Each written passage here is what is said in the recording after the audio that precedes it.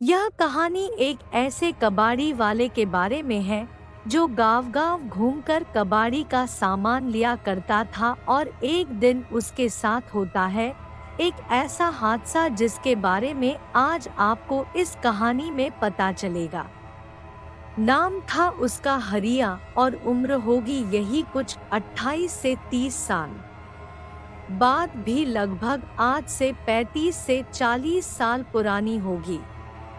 हरिया कबाड़ी का काम करता था और उसके परिवार में वो, उसकी बीवी लता और उसके 2 बच्चे थे।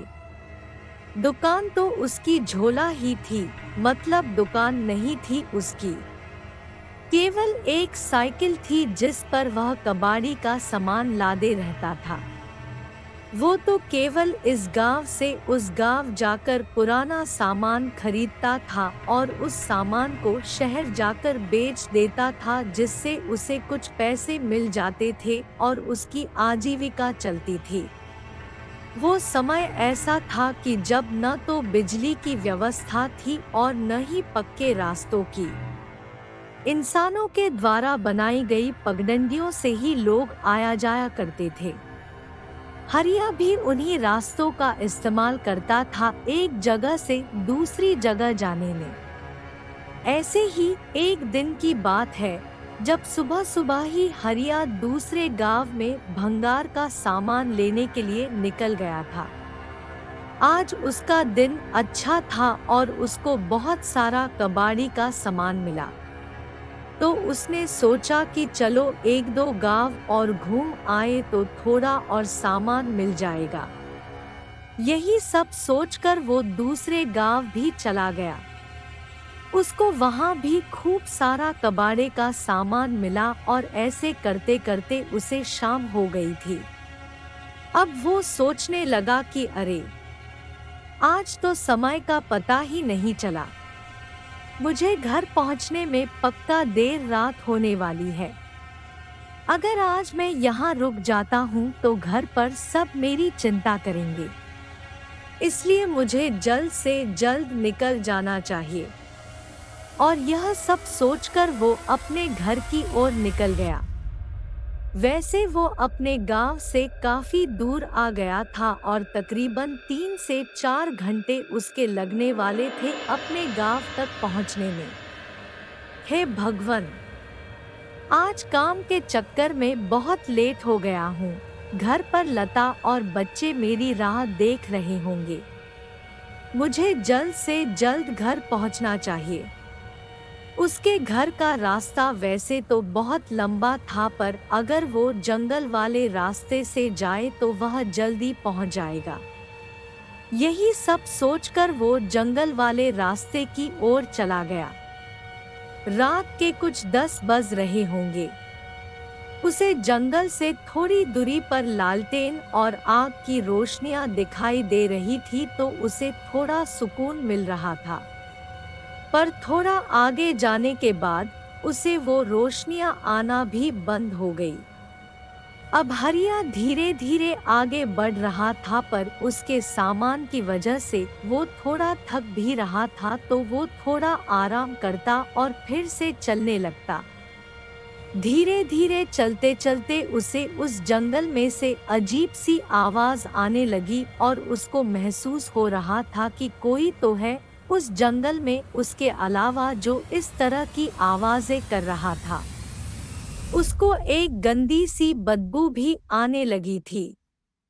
तो उसने सोचा कि शायद यह बदबू खराब पानी की होगी जो यहाँ जमा हुआ होगा और यह अजीब सी आवाज शायद इन सामानों से आ रही होगी। थोड़ा आगे जाने पर उसने फिर से महसूस किया कि पेड़ों पर कोई तो है। शायद यह कोई पक्षी हो। पर फिर उसने देखा कि वो जो कोई भी था वो एक पेड़ से कूदकर दूसरे पेड़ पर जा रहा था और थोड़ी सी चांद की रोशनी में उसने देखा कि वो एक बड़े बालों वाली एक बूढ़ी औरत थी जो कि इधर से उधर कूद रही थी। यह देखकर हरिया डर गया क्योंकि किसी भी बूढ़ी औरत का ऐसे एक पेड़ से दूसरे पेड़ पर कूदना बिल्कुल भी आम बात नहीं थी। हो न हो यह एक चुड़ैल है, और यह सोचकर हरिया के पसीने छूटने लगे। पर हरिया ने अपने डर पर काबू पाया और उसने सोचा कि तेज तेज गाड़ी चलाता हूँ और जल्दी से यहाँ से निकलता हूँ ताकि इससे जान बचे। मैं तेजी से अपनी साइकिल चलाने लगा और बस इसी इंतजार में था कि कब घर पहुँचूं और इस डायन से मुझे छुटकारा मिले। अब मुझे वो डायन दिखाई नहीं दे रही थी और न ही किसी पेड़ के हिलने की आवाज आ रही थी। मुझे लगा कि शायद वो सब मेरा भ्रम होगा और मैं काफी थक गया हूँ तो मुझे ऐसा खाली एहसास हुआ होगा।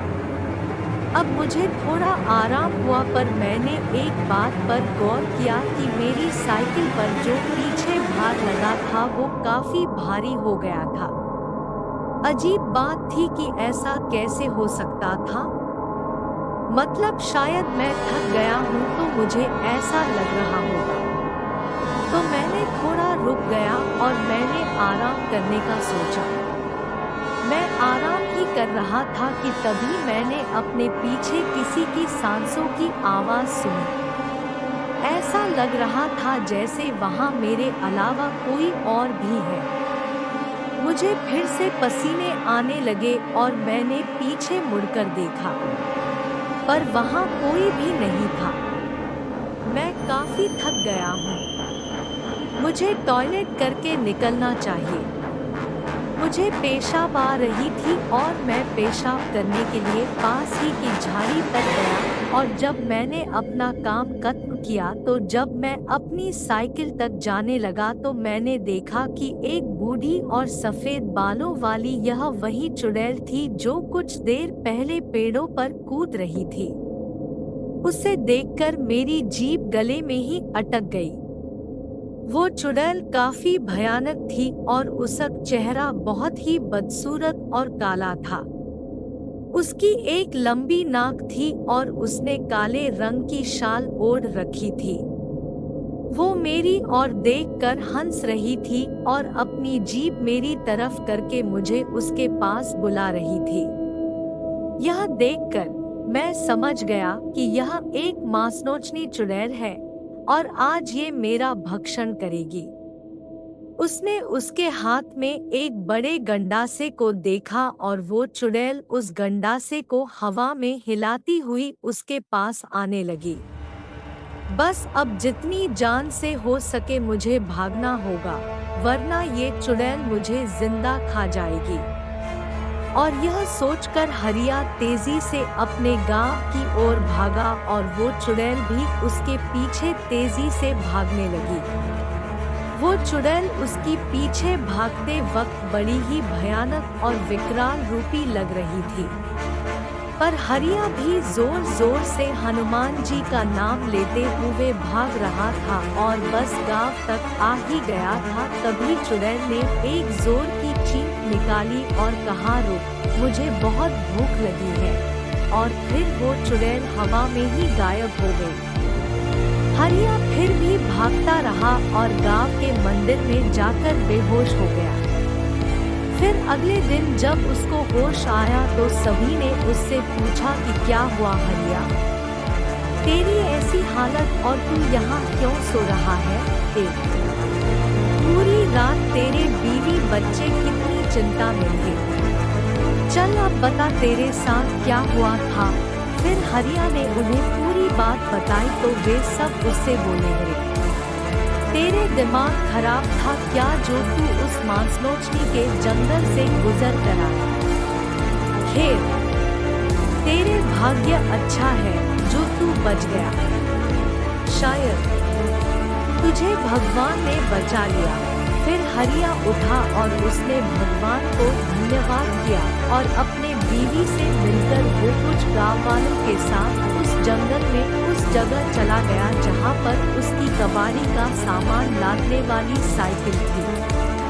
उन लोगों ने वहाँ जाकर देखा कि उसकी साइकिल के टुकड़े और कबाड़ी का सामान यहाँ वहाँ पड़ा हुआ था।